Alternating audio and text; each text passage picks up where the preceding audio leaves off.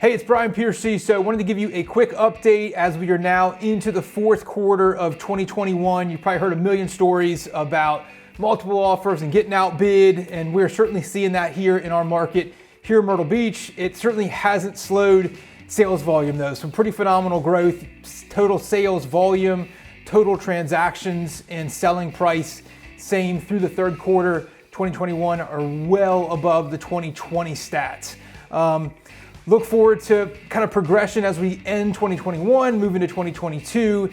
Certainly a great seller market. So if you're thinking about selling at all, love to help you get a quick value of your property, and let's connect. So you're going to transition now into the original video about your resort, go into history, floor plans, the works. We just wanted to give you a quick little update at the end of 2021.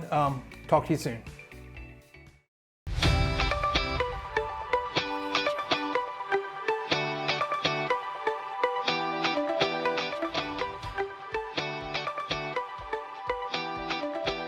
All right, so you probably made your way to this video because you are either interested in the condos here at the Breakers Boutique, also known as the Strand, or more likely you may be an owner already in the project. So if you're interested in just live updates, plug in your email address below and we'll get you updated on regular listings, new prices in the building. But hopefully you can watch this video. It's a pretty cool kind of history of the building, how it's gone from a hotel to condos, how it's kind of changed and rebranded since then. So my name is Brian Piercy. I am the broker owner of Real Estate Moto. I've been the last couple of years the #1 selling oceanfront agent in our market.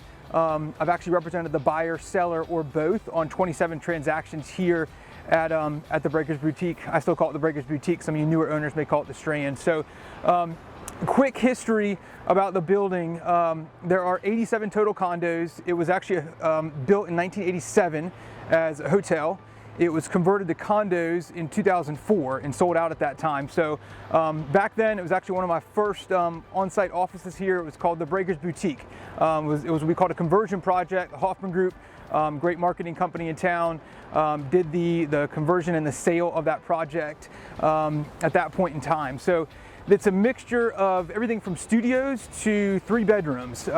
Studios, 1s, 2s, 3 bedrooms, a bunch of different configurations and lockouts in the building as well. So there's everything from a 3 bedroom that you can actually use as 3 different studios or 1 bedrooms, or use it all as 1 big 3 bedroom. So kind of a unique building in town, at least as far as the makeup.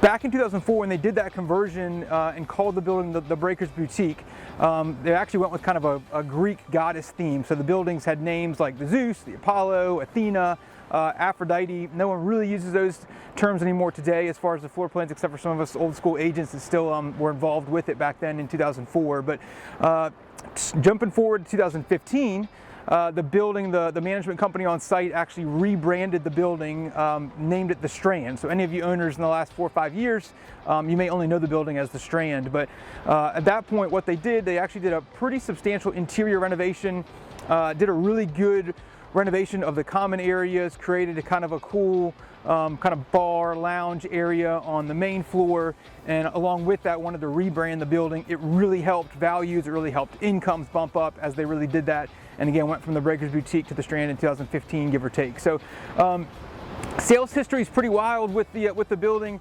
pretty common to kind of the rest of the market. So what we do is I look at kind of the price per foot. Since there's such different styles and sizes, the price per foot is the most relevant sort of value gauge that we can look at. So when it was converted to condos, the average developer price back then was about $220 a foot. That was 2004. The market here across the country really just took off in 2005 and 2006. So they literally, over the course of of a 1 year to the next, went from 220 to over $400, about $440 per square foot. So an amazing increase in values, and then really started to sort of dip off from there. Again, pretty similar to the rest of the market. 2011, they bottomed out on $135, $138 a square foot, and then we've had a slow, kind of decent recovery since then over the last 8-9 years or so. We're back up to about $220 a foot over the last year and a half of sales. So I think overall the future looks bright for the building. Again, the incomes have really improved since they've done a bunch of the interior renovations. And again, what I'm doing and what I do for a lot of clients, we call it some of our exclusive communities, where if you're interested in sort of regular updates, if you want to see new listings when they hit the market, new price changes when they come out throughout the building. I've got a ton of owners in different buildings up and down the beach that we set them up on on kind of just a regular campaign to get those instantly live updates from our MLS. So it's a great way for you as an owner to keep a gauge on the value of your condo. If you're interested in the building, it's a great way to kind of keep a gauge on the inventory and what's out there and what's hitting the market as well. So love to get you updates. If you personally have a property and would like a personal valuation, certainly can help with that as well. So plug in your email address below.